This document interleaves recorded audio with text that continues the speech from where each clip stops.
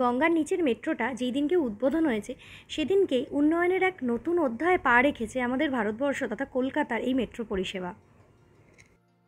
গঙ্গার নিচের মেট্রোটি মানুষের মধ্যে ব্যাপক একটা উন্মাদনা সৃষ্টি করেছে। শোনা যাচ্ছে মার্চ মাস থেকে এই এপ্রিল মাসের এই কটা দিন পর্যন্ত অলমোস্ট 4 লাখ প্লাস মানুষ এই গঙ্গার নিচের মেট্রোটাকে অ্যাভেল করেছেন। আমরাই বা বাদ যাই কেন? সেই হিসাবেই প্ল্যান মাফিক বেরিয়ে পড়লাম আমাদের নিয়ারেস্ট মেট্রো স্টেশনে গঙ্গা নিচের মেট্রোটাকে অ্যাভেল করার জন্য। আমরা চলে গেছিলাম আমাদের কালিকাপুর এরিয়ার যে কবি সুকান্ত মেট্রো স্টেশনটি রয়েছে সেই স্টেশনটিতে।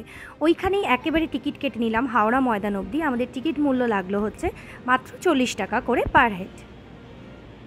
কবি সুকান্ত থেকে টিকিট কেটে আমরা যাব হচ্ছে নিউ গড়িয়া স্টেশন।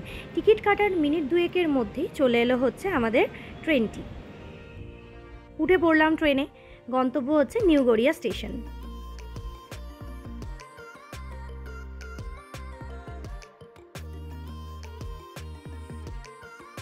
রুবি থেকে নিউ গড়িয়া পর্যন্ত যে লাইনটি সেটা হচ্ছে অরেঞ্জ লাইন। অরেঞ্জ লাইনের মেট্রোর ডিটেলস ভিডিও আমার চ্যানেলে রয়েছে, আপনারা চাইলে একবার দেখে নিতে পারেন। যাই হোক, মিনিট 10-এর মধ্যেই আমরা পৌঁছে গেলাম নিউ গড়িয়া স্টেশনে।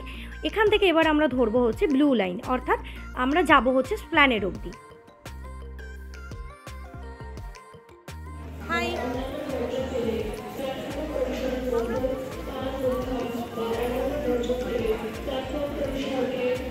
আমরা চলেছি এখন হাওড়া ময়দানের মেট্রোটাকে ধরতে। ফার্স্ট টাইম গঙ্গার নিচ দিয়ে।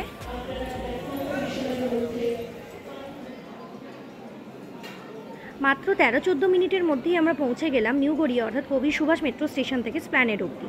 স্প্ল্যানেডের ভিতরেই রয়েছে নতুন প্ল্যাটফর্মে যাওয়ার রাস্তা, অর্থাৎ গ্রিন লাইন মেট্রোটিকে ধরার রাস্তা। কবি সুভাষ কিংবা স্প্ল্যানেড দুটি স্টেশনই প্রান্তিক স্টেশন হওয়ার জন্য ট্রেনের মধ্যে ভিড় থাকা সত্ত্বেও বসার সিট পাওয়া নিয়ে খুব একটা প্রবলেম হয়নি আমাদের।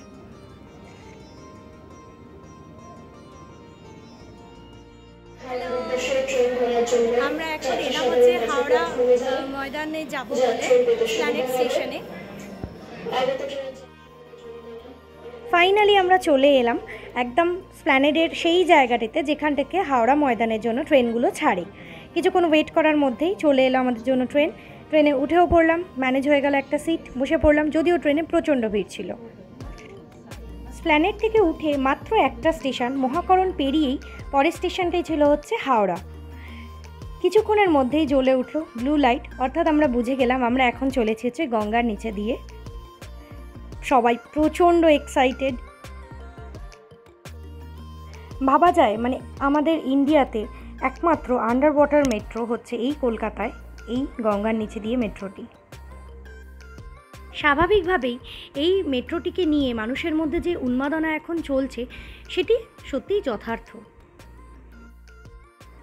কালিকাপুর থেকে হাওড়া ময়দান অবধি আসতে আমাদের সব মিলিয়ে 1 ঘন্টারও কম সময় লেগেছিল, যেইটা আমরা রোড দিয়ে আসতে গেলে অলমোস্ট 1.5-2 ঘন্টার কাছাকাছি লেগে যায়।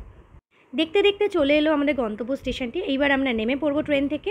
তাহলে আজ এই পর্যন্তই, খুব শিগগিরই আবার দেখা হচ্ছে নতুন ভিডিওতে।